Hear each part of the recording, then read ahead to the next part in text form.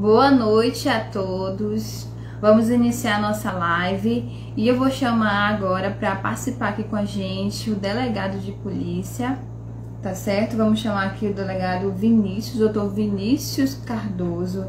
Ele é delegado de polícia, diretor da seccional de polícia de Marabá, é pós-graduado em Direito Penal e Processo Penal, então ele tem muitas informações aqui do dia a dia para trazer para a gente. Então, pegue sua caneta, pegue seu papel e vamos aprender aqui com ele. Deixa eu chamar ele aqui.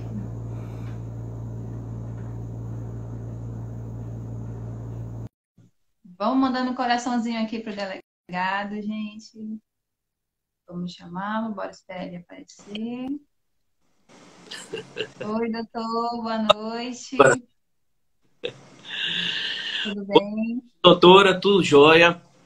Inicialmente, doutora, eu acho que eu vou ter que focar um pouco melhor, né? Tá certo, padre. Doutora, inicialmente eu gostaria de agradecer imensamente. É uma satisfação poder participar dessa discussão tão sensível à nossa sociedade, algo tão atual, e que com certeza está nos holofotes de discussão de todos os centros que trabalham pela construção de uma sociedade melhor, mais justa e mais igualitária. Um assunto de extrema importância e eu tenho certeza de interesse de todos. Doutora, o tema é Maria da Penha. Isso. A Lei Maria da Penha é a Lei 11.340 de 2006. Mas o que houve de genial ou inovador nessa construção legal?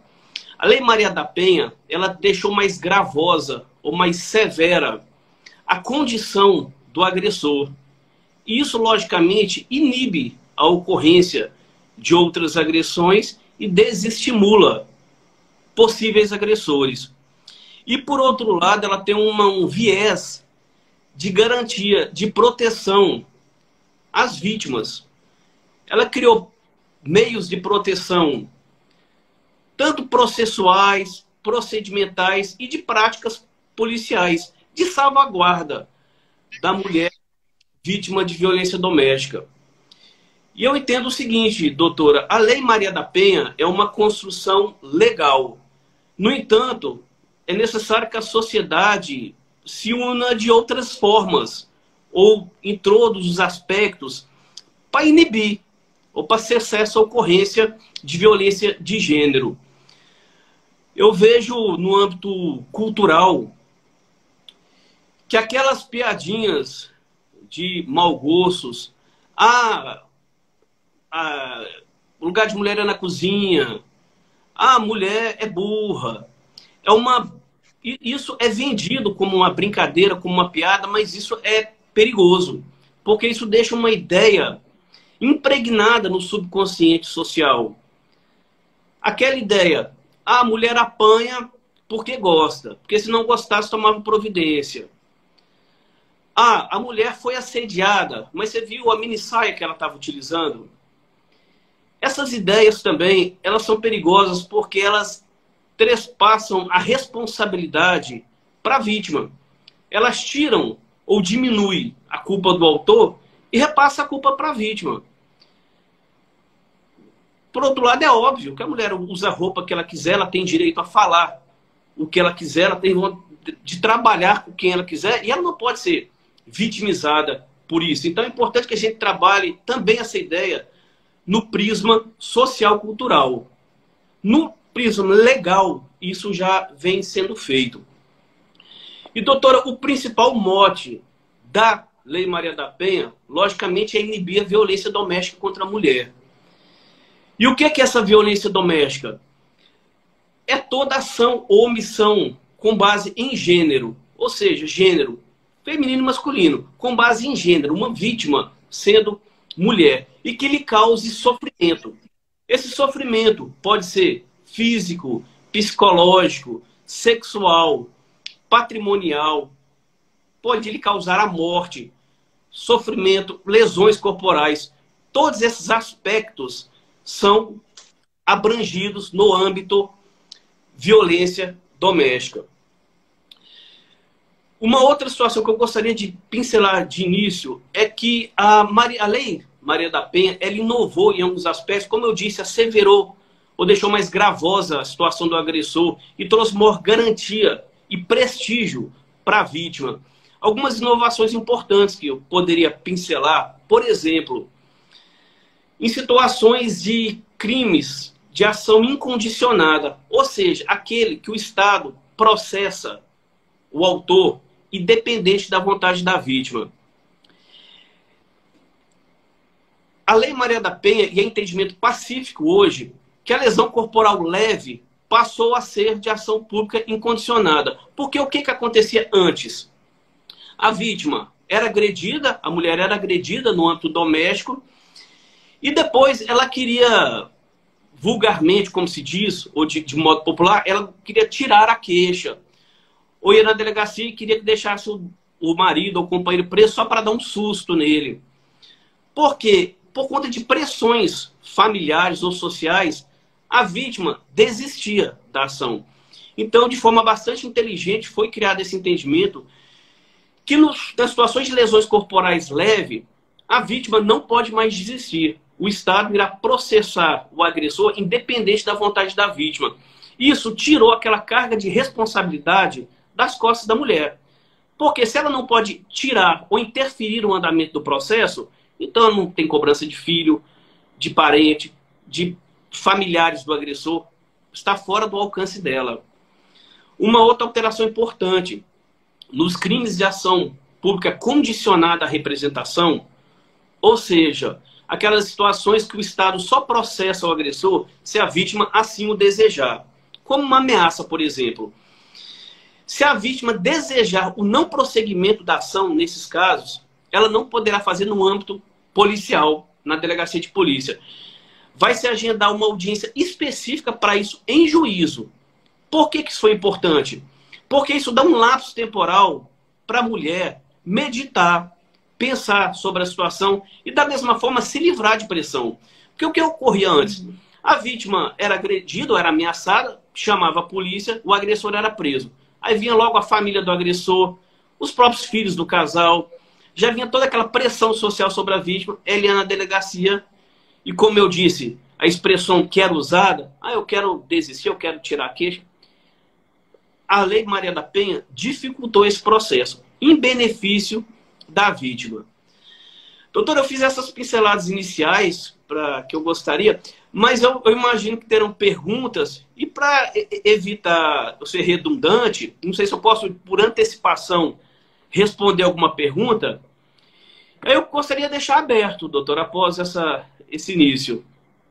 Tá certo, doutor. Muito obrigada. Eu vou fazer aqui as perguntas. Começar aqui com as perguntas que eu vou ler aqui. A primeira pergunta é: qual é a primeira coisa que a mulher deve fazer se sofrer violência doméstica? Bom, doutora, a primeira iniciativa que a vítima deve fazer, se for uma situação flagrancial, ou seja, aquela violência está ocorrendo naquele instante, de pronto, 190, que é o telefone de pronto atendimento policial, é o telefone da Polícia Militar. Essa vítima vai passar, os policiais militares estão na rua, e eles prontamente irão se dirigir àquele local para, inclusive, tentar efetuar a prisão em flagrante do agressor. Ela foi vítima de uma violência doméstica, está sendo vítima de uma violência doméstica, no entanto, não é algo flagrancial. Ela pode notificar o fato via disque denúncia, ou o que é mais apropriado, ela se dirigir a uma delegacia de polícia civil, que é mais adequado. Em locais em que há a delegacia especializada de atendimento à mulher, o adequado é que ela se dirija à especializada, que é um ambiente exclusivo para atendimento de mulheres vítimas de violência doméstica. Em locais em que não exista a delegacia de atendimento à mulher, qualquer delegacia de polícia, a mais próxima, tem atribuição para atendê-la. Então, qual é a orientação para a mulher? Acione as autoridades públicas. Uma situação que ela está correndo um iminente risco de vida contra a sua integridade, acabou de ser agredida, liga o 190, os policiais de pronto vão ao local. Se é uma situação em que ela já vem sendo atendida, ela vai ter o contato da Patrulha Maria da Penha. Ela pode ligar em contato direto com a Patrulha Maria da Penha, que também irá diligenciar, tanto para tentar capturar o autor do crime, quanto para dar proteção e a devida assistência para a vítima, que está ali no momento extremamente fragilizado. E após isso, se dirige à delegacia de polícia, noticia o fato. É importante que nós tenhamos acesso a essas informações. A gente acredita que há muita informação dormente ou subestimada que não é repassada à polícia, infelizmente, e a orientação que eu tenho é essa: noticie os fatos. Muito bom, muito bom. A próxima pergunta.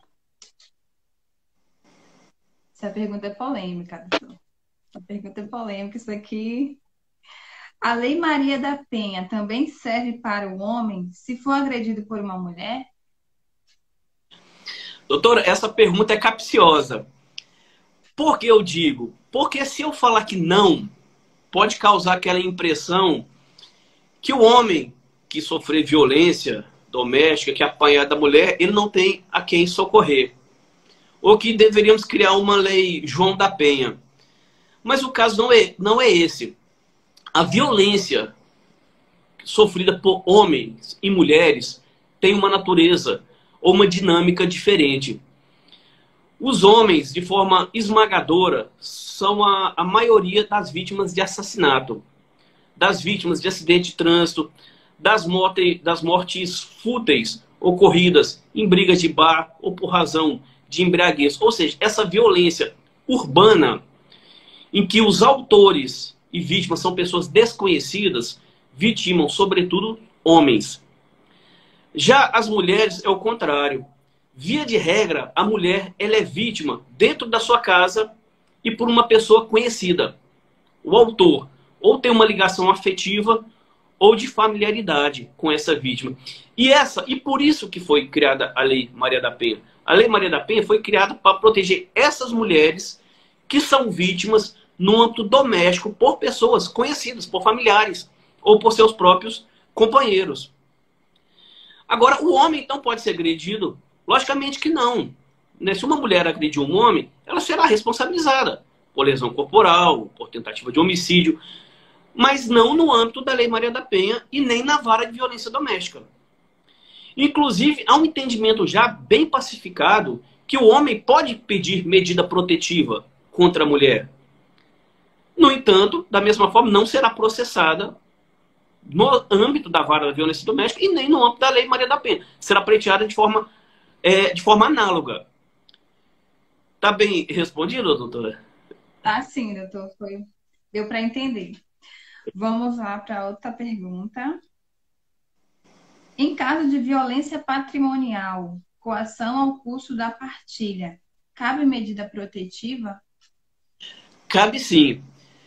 O que a gente tem que observar é se o que tem que ocorrer, essa coação no curso da partilha, tem que ter natureza de violência, intimidação, ameaça.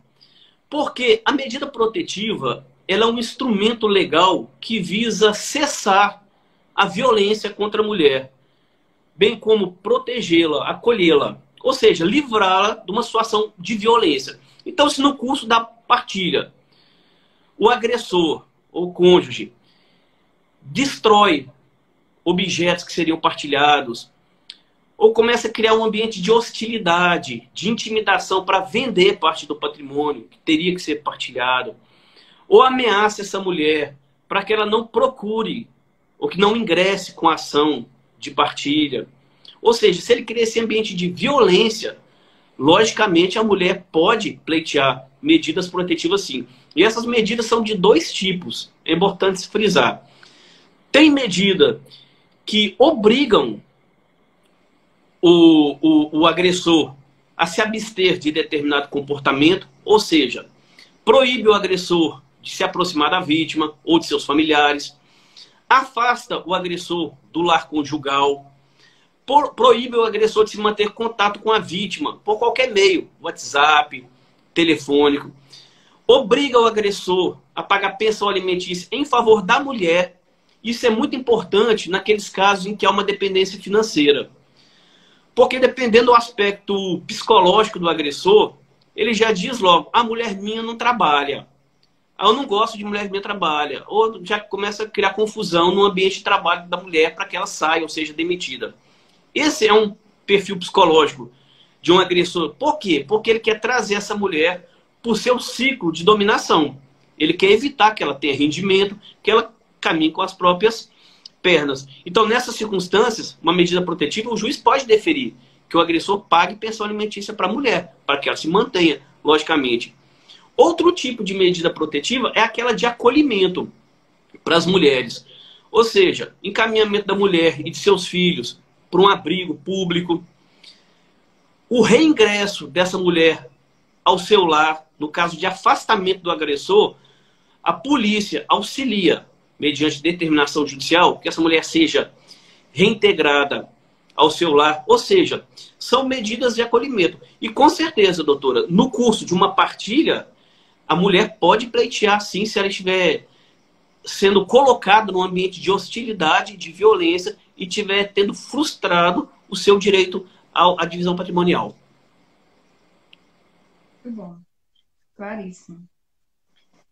A outra pergunta. A Lei Maria da Penha se aplica para mulheres fora do ambiente familiar? A Lei Maria da Penha, ela se aplica a mulheres que sofram violência doméstica no âmbito doméstico, familiar ou afetivo. Então, se aplica sim, desde que haja relação afetiva. Por exemplo, dois namorados. Eles não moram na mesma casa, mas namoram. Cada um mora com seus pais. O namorado agrediu a namorada, se enquadra na lei de violência doméstica, mesmo eles não sendo do mesmo núcleo familiar. Pai agrediu a filha, com certeza. Tio agrediu a sobrinha, ou seja, engloba um âmbito familiar, até mesmo um âmbito familiar estendido, contemplando sobrinhas, enteadas, e até mesmo o núcleo não familiar, por exemplo, como exemplo dos namorados.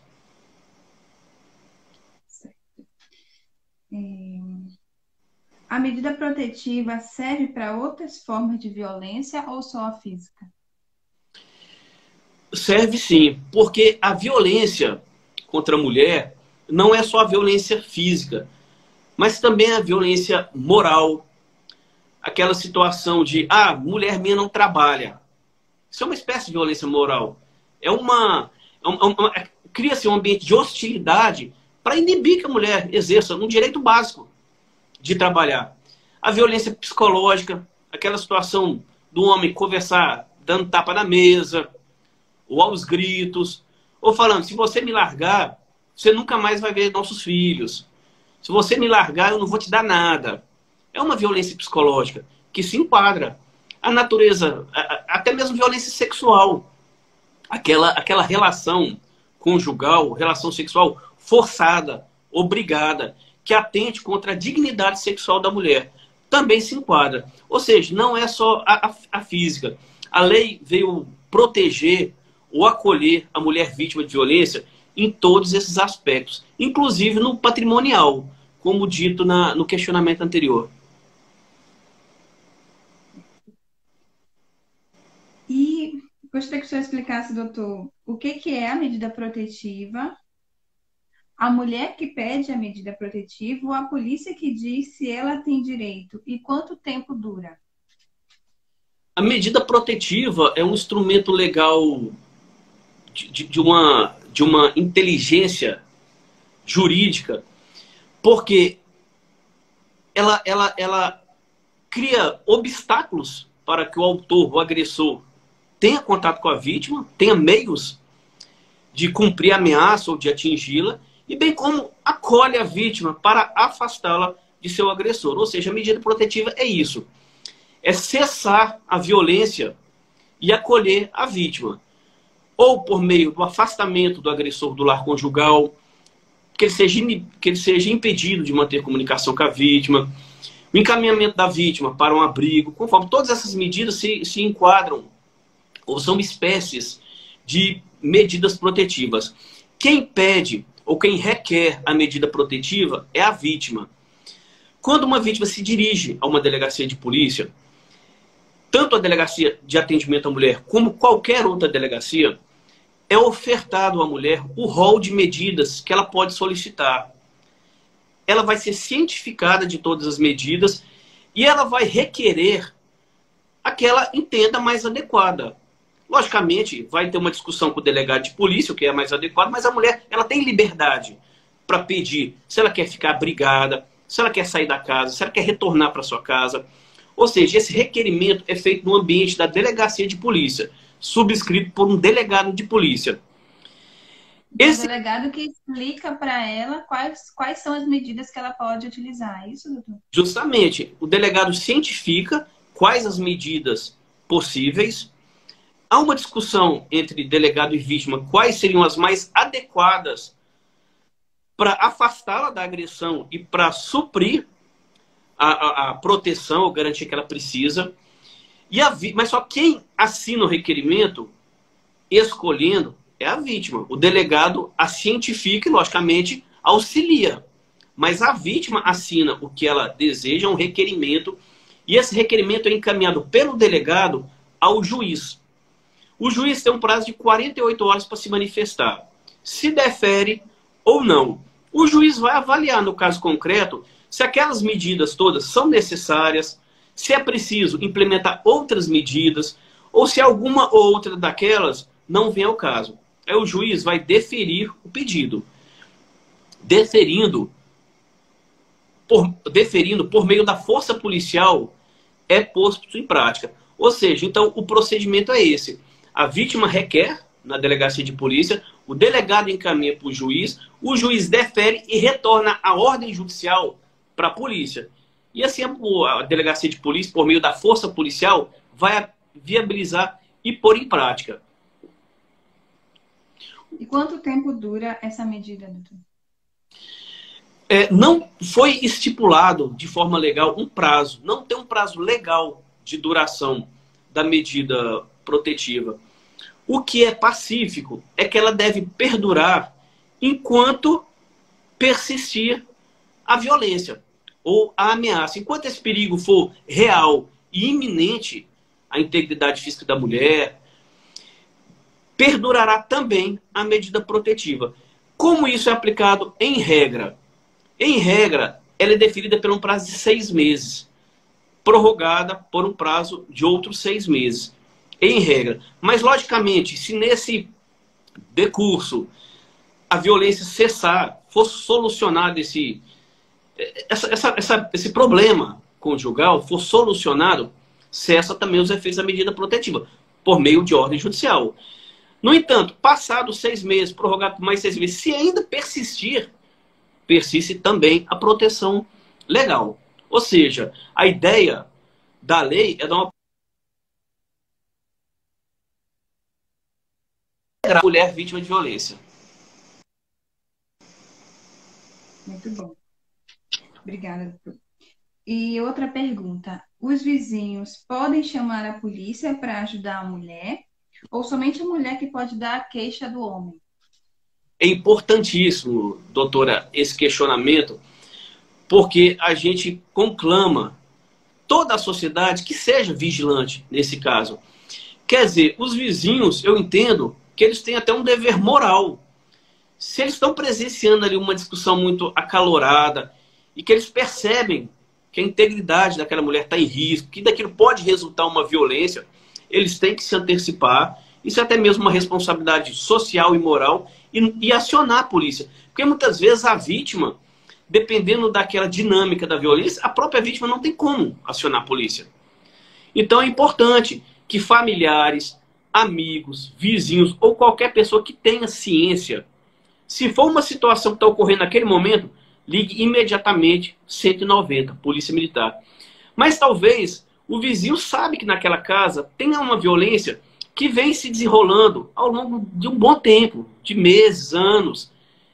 Esse vizinho pode denunciar, inclusive de forma anônima, discando no 181, que é o Disque Denúncia do Estado, no Disque 100, que é do Ministério da Mulher, Família e Direitos Humanos, ou no Disque Denúncia Local. Quer dizer, então é importante essa participação da sociedade e que todos se coloquem nessa condição de vigilantes. Muito bom. Onde que é a Delegacia da Mulher, doutor? A Delegacia da Mulher, ela funciona num polo integrado de trabalho, ali no Amapá, próximo ali ao fórum, do outro lado da rodovia Transamazônica, próximo àquela passarela, bem naquela entradinha do Amapá ali nos escritórios.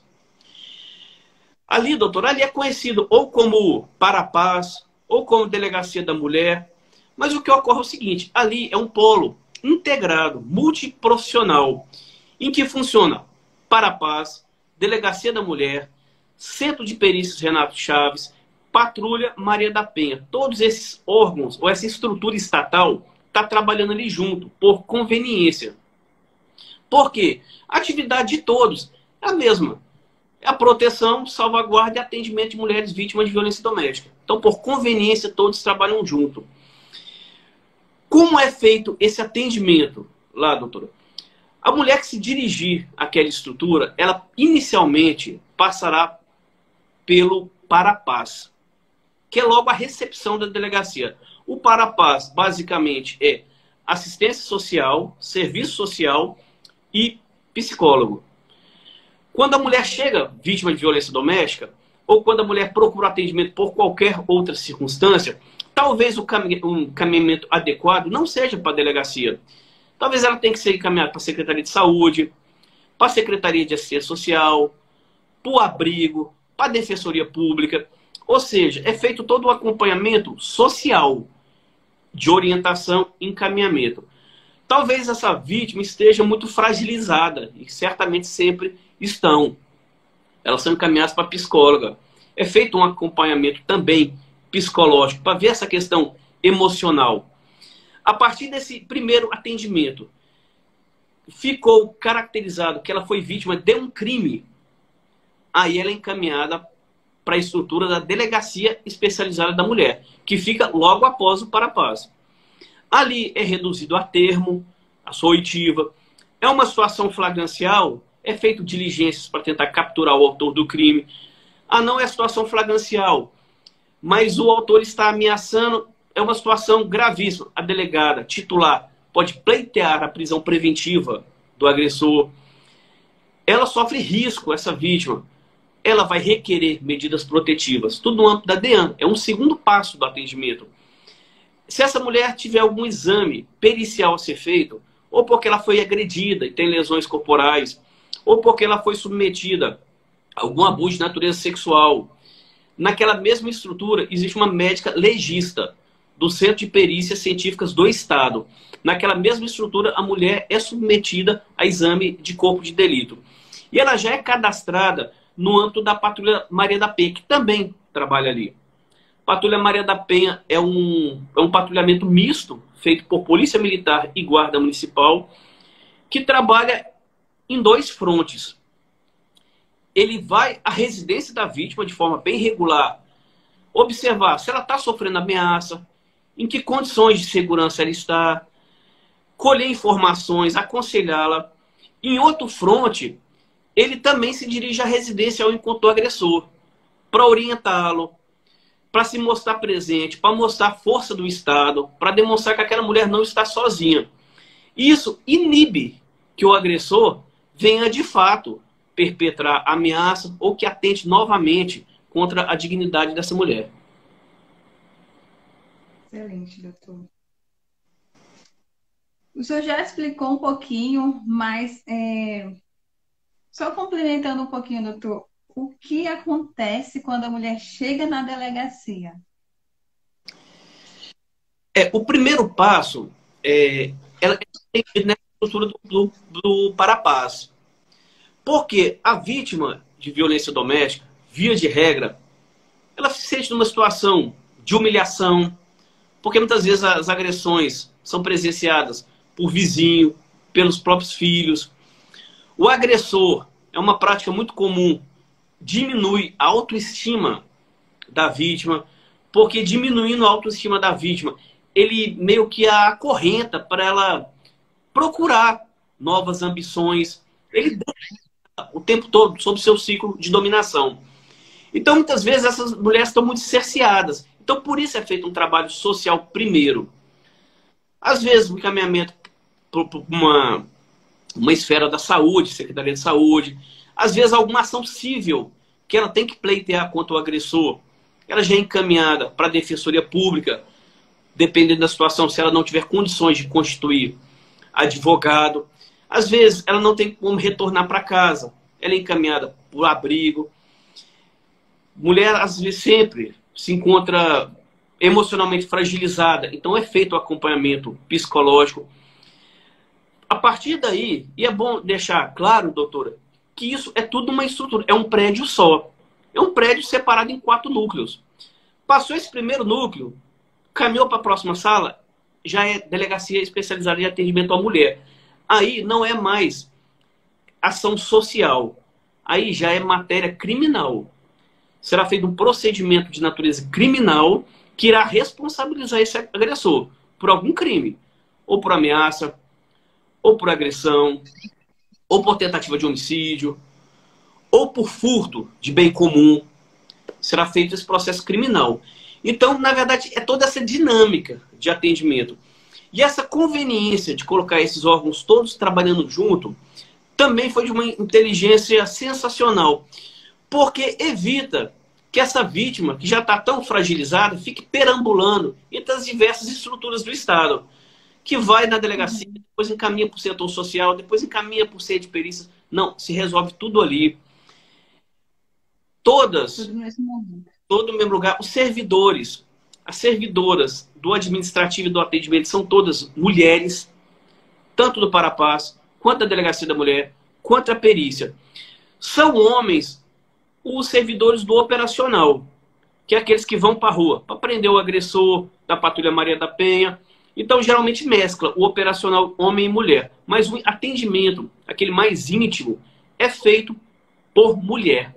Para deixar um ambiente mais aconchegante, para a mulher se sentir mais confiante, para falar, para não se sentir envergonhada, conseguir desabafar, para a gente reduzir tudo isso a termo e iniciar o processo. Excelente, doutor. O que acontece com o homem que descumpre uma medida protetiva? O descumprimento de medida protetiva, ele foi alçado a crime autônomo, ou seja, o simples fato de descumprir uma medida protetiva já é um crime. Então, se a vítima pediu, fez o requerimento, o juiz deferiu, o agressor ele é cientificado que existe uma medida protetiva em seu desfavor. Por exemplo, se ele foi proibido judicialmente de se aproximar da vítima ou de se aproximar do imóvel em que residia com a vítima. Isso é muito comum. Ele vai no imóvel ou para tentar intimidar a vítima a não prosseguir com o processo, ou para tentar invadir. Se ele se aproximar, ele está descumprindo essa determinação legal que foi estipulada por essa medida protetiva. O simples descumprimento já caracteriza um crime previsto no artigo 24A da Lei Maria da Penha, que inclusive proíbe se arbitrar fiança em delegacia de polícia. Ou seja, se alguém for preso em flagrante por estar descumprindo uma medida protetiva, ele será autuado em flagrante no âmbito da delegacia e ele só poderá sair com alvará judicial, mediante ordem judicial. Ele não poderá pagar fiança na esfera policial. É uma alteração bastante importante, porque o que ocorria antigamente? O agressor era preso em flagrante, pagava fiança e voltava justamente para o local das agressões. No caso, por exemplo, de marido e mulher. Então, o que a lei fez? Não se arbitra mais fiança na esfera policial. Ele vai ter que aguardar um posicionamento do juiz.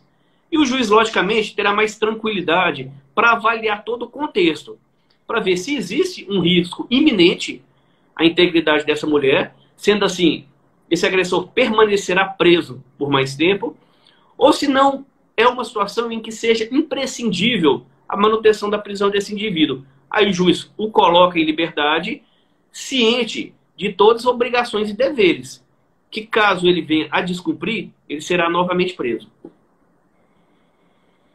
Muito bom, muito obrigada, doutor. São essas as perguntas aqui para nossa live. Eu queria falar aqui rapidamente só sobre a Lei 13.239 de 2015, que é uma lei que ela fala da cirurgia plástica reparadora de sequelas de lesões causadas por atos de violência contra a mulher. Então, a mulher que sofrer essa lesão grave, essa violência e precisar passar por uma cirurgia reparadora, isso é possível no âmbito do SUS. E quando a mulher procurar o hospital, isso é gratuito. Quando a mulher procurar o hospital, ela tem que ser informada que tem esse direito, né? Se ela não for informada, tem as penalidades para o diretor do hospital, que é a multa de até 10 vezes o valor do salário dele, né, da remuneração. Ele pode também perder a função de diretor e também pode deixar de contratar com o serviço público por 4 anos. Então, são algumas penalidades aí, porque a mulher precisa saber dos seus direitos, né? Quanto mais a gente sabe dos nossos direitos, melhor para nós, porque a gente resguarda os nossos direitos. Quando a gente não sabe que tem aquele direito, a gente é enganado, na verdade. Doutora, eu gostaria de só passar mais uma orientação. Eu já falei demais ou ainda tem um tempinho? Não, tem um tempinho, fica à vontade, doutor. Uma mudança na nossa estrutura da Polícia Civil aqui de Marabá importante foi a implantação do plantão de 24 horas aos finais de semana na Delegacia da Mulher. Porque o que ocorria antes? A Delegacia da Mulher funcionava em regime de expediente, mas via de regra, as agressões são à noite e aos finais de semana. Aí, aos finais de semana, a Delegacia da Mulher estava fechada. Então, esses agressores eram apresentados no plantão da Folha 30, que é a central de flagrantes de Marabá, e a vítima era apresentada junto, num ambiente completamente desconfortável, para a peculiaridade, a sua condição de vítima de violência doméstica. Pensando nisso, criou-se o plantão de 24 horas, sábado e domingo, na Delegacia da Mulher. Ou seja, todos os agressores presos, todas as vítimas de violência doméstica, mesmo que o agressor não seja preso, se dirijam à Delegacia da Mulher sábado e domingo, funciona em regime de plantão 24 horas, e o atendimento será feito de forma bastante detalhada e de forma bastante personalizada. A sua condição de mulher vítima de violência doméstica. E a implantação desse serviço e outros trabalhos, doutora, aumentou o número de prisões. Infelizmente, aos finais de semana a gente se depara com 8 agressores presos no sábado e domingo, 6 agressores presos sábado e domingo, um número assim, bastante lamentável e triste. E isso pode repassar a ideia de que a violência contra a mulher aumentou. Mas eu gosto de dizer, na verdade, não aumentou. O que aumentou foi a coragem dessas mulheres de noticiarem. Porque a violência contra a mulher, infelizmente, essa violência de gênero, é uma questão cultural, enraizado na nossa história, e que a gente luta para vencer essa herança triste. O que aumentou, de fato, foi a coragem dessas mulheres de denunciar. Isso vem resultando no elevado número de prisão de agressores. A gente se assusta com 8, 9 pessoas, agressores presos por agredirem companheiras, esposas, namoradas, somente no sábado e no domingo. E conclamar a todas as vítimas que procurem seus direitos, a toda a sociedade que não se cale, que se souber de violência, não achar briga de marido e mulher, quem está de fora não mete a colher. Não é bem assim, tem que meter a colher sim, tem que noticiar para as autoridades policiais que a gente tem que combater esse mal, doutora. Muito bom, doutor. Quero lhe agradecer muito por essa live, por você ter disponibilizado o seu tempo para estar falando aqui para a gente, explicando sobre essa lei, explicando os direitos para as mulheres que estão aqui assistindo, e vai ficar gravado, então outras mulheres vão assistir também. Quero lhe agradecer muito, doutor. E as perguntas, gente, que estão colocando aqui, a gente vai responder. Me mandem, por favor, no direct, porque depois vai sumir daqui. Me mandem no direct, tá bom? Para a gente verificar uma forma de responder para vocês. E, doutor, mais uma vez, muito obrigada. Muito obrigada. O senhor está sempre que quiser aparecer aqui com a gente, trazer umas dicas para essas mulheres, para a gente, fique à vontade, tá bom, doutor? Ô, doutor, eu entendo um grande prestígio ter sido convidado para poder falar sobre um assunto tão importante. Eu que agradeço o convite, coloco-me à disposição Eu trabalho naquela delegacia da Folha 30, seccional de Polícia Civil. Nós estamos lá com as portas abertas para atender a sociedade e também para atender nossos convites, viu, doutor? Estamos sempre à disposição. Muito obrigada, doutor. Obrigada a todos que estão assistindo. Tenha uma boa noite. Tchau. Boa noite, tchau. Tchau, tchau.